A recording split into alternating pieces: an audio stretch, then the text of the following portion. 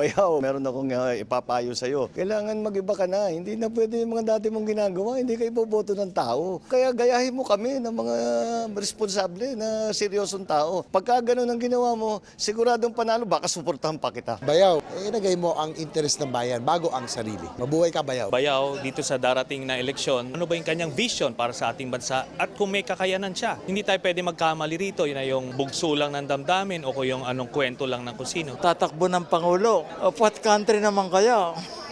Bayaw, inaasahan natin, handa ka para tulungan ang ating mga kababayan, lalo na yung ating mga mahihirap. Bayaw, good luck sa nararating na kampanya. Makakainkwentro mo ang iba't ibang klaseng tao. Yung iba, aamuyin ka, halikan ka. So, kailangan matindi yung tawas mo at saka yung deodorant mo. Hindi ako kandidato, kaya pakasuportahan kita. Bayaw, kandidato ka for president. Ako bilang kaibigan mo, isa lang ang aking advice sa'yo. Maging sensitive ka sa mga problemang pinapasahan ng ating mga mamamayan ngayon. At mapatakbo mo ang traffic sa buong bansa. Tatanghalin kang pinakamagaling na Pangulo. Matutuwa ako.